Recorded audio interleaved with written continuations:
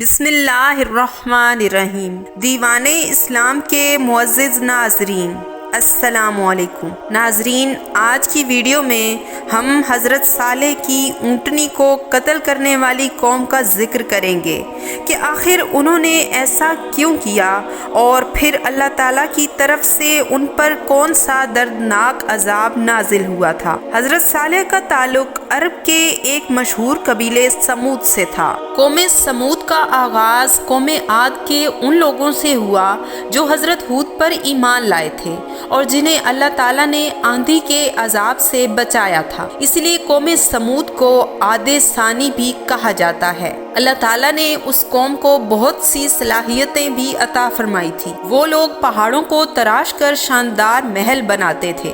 اللہ تعالیٰ نے انہیں مویشی، باغات اور چشموں جیسی بے شمار نعمتوں سے نوازا تھا، لیکن قوم سمود ان تمام نعمتوں پر اللہ تعالیٰ کا شکر ادا کرنے اور عبادت کرنے کے بجائے کفر و شرک میں مبتلا ہو گئی اور اپنی طاقت پر تکبر کرنے لگی۔ اللہ تعالیٰ نے قوم سمود کو سیدھا راستہ دکھانے کے لیے حضرت صالح کو رسول بنا کر بھیجا۔ آپ نے لوگوں کو ایک اللہ کی عبادت کرنے اور اس کی نعمتوں کا شکر ادا کرنے کی نصیحت کی اور انہیں شرک کرنے اور بتوں کی پوجا کرنے سے منع فرمایا۔ قوم سمود نے حضرت صالح کی مخالفت کی اور توحید کی دعوت کو ماننے سے انکار کر دیا۔ ان لوگوں نے آپ علیہ السلام پر طرح طرح کے اعتراضات کرنے شروع کر دیے۔ قوم سمود کے کافر سرداروں نے بھی لوگوں کو گمراہ کرنے کی پوری کوشش کی۔ انہوں نے حضرت صالح سے ایک عجیب و غریب مطالبہ کر دیا اور کہنے لگے،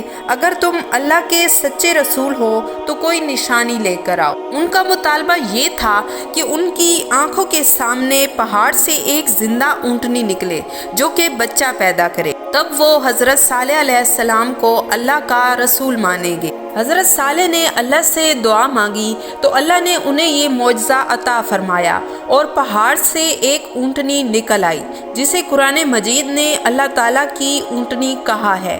یہ اونٹنی ان لوگوں کے لیے آزمائش بنا کر بھیجی گئی تھی کہ یہ لوگ اللہ تعالیٰ کا اتنا بڑا معجزہ دیکھ کر بھی ایمان لاتے ہیں یا نہیں۔ لیکن اس معجزے کو دیکھنے کے بعد بھی قوم سمود کے چند ہی لوگ حضرت صالح پر ایمان لائے۔ حضرت صالح نے قوم کو خبردار کیا کہ یہ اللہ تعالیٰ کی اونٹنی ہے، تم لوگ اسے کوئی نقصان نہ پہنچانا۔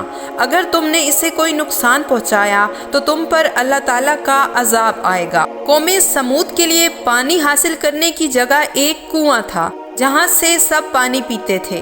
حضرت صالح علیہ السلام نے قوم اور اللہ تعالیٰ کی اونٹنی کے درمیان پانی پینے کے دن مقرر فرما دیے۔ آپ علیہ السلام نے فرمایا کہ ایک دن قوم اور ان کے جانور پانی پئیں گے اور ایک دن اللہ کی اونٹنی پانی پیے گی۔ قوم کے لوگ اللہ کی اونٹنی کو کچھ دن تو برداشت کرتے رہے، لیکن پھر ان کافروں نے آپس میں مشورہ کیا کہ اسے ہلاک کیا جائے۔ قوم سمود میں ایک صدوق نامی عورت تھی جو بڑی حسین اور مالدار تھی۔ اس کی لڑکیاں بہت خوبصورت تھیں۔ اس نے مسدہ ابن دہر اور قدار بن سالف کو بلایا اور شرط رکھی کہ اگر تم اونٹنی کو قتل کر دو تو میری جس لڑکی سے چاہے نکاح کر لینا۔ چنانچہ قدار بن سالف ساری قوم کے حکم سے اس اونٹنی کو قتل کرنے کے لیے تیار ہو گیا۔ ایک دن قوم سمود کے 9 افراد اونٹنی کے انتظار میں کنویں کے پاس بیٹھ گئے، جبکہ قوم کے لوگ اللہ کے عذاب کے ڈر سے چھپ کر یہ منظر دیکھ رہے تھے۔ جیسے ہی اونٹنی کنویں کے قریب آئی تو مسدہ نامی شخص نے تیر چلا دیا جو کہ اونٹنی کی پنڈلی میں پیوست ہو گیا۔ اب قدار بن سالف آگے بڑھا اور تلوار کا وار اونٹنی پر کیا اور اس کے پچھلے پاؤں کو کاٹ ڈالا۔ اونٹنی زمین پر گر پڑی اور درد کی شدت سے چیختی رہی۔ اسی اثناء میں اونٹنی کو گھیرے میں لے کر اس پر لاتعداد وار کیے گئے، جس سے وہ مر گئی۔ ادھر اس کا بچہ بھاگتا ہوا پہاڑ پر چڑھا اور چیخے مارتا ہوا غائب ہو گیا۔ جب حضرت صالح کو خبر ہوئی تو آپ نے قوم سے فرمایا کہ ہمارے پاس 3 دن کی مہلت ہے، اس کے بعد اللہ کا عذاب تمہیں گھیرے میں لے لے گا۔ 3 दिन बाद पहले एक ज़बरदस्त खौफनाक आवाज़ आई, फिर शदीद किस्म का ज़लज़ला आया जिसने पूरी आबादी तहस नहस कर दी। तमाम इमारतें टूट गई। अपनी ताकत पर इतराने और गरूर करने वाले ये लोग अपने घरों में बेबसी की हालत में मुर्दा पड़े रह गए। कौम समूद के वो खूबसूरत घर और आली शान महलात जिन पर उन्हें बहुत नाज और घमंड था, अल्लाह ताला के अजाब से खंडरात और वीराने बन गए, गोया इनमें कोई रहा ही नहीं। ये खंडरात आज भी मौजूद हैं और लोगों के लिए इबरत का निशान है। उम्मीद करती हूँ वीडियो आपको पसंद आई होगी। अगर पसंद आई है तो इसे लाइक, चैनल को सब्सक्राइब और शेयर ज़रूर कीजिएगा। इसके साथ ही मुझे दीजिए इजाज़त। अल्लाह आपका हामी व नासिर हो।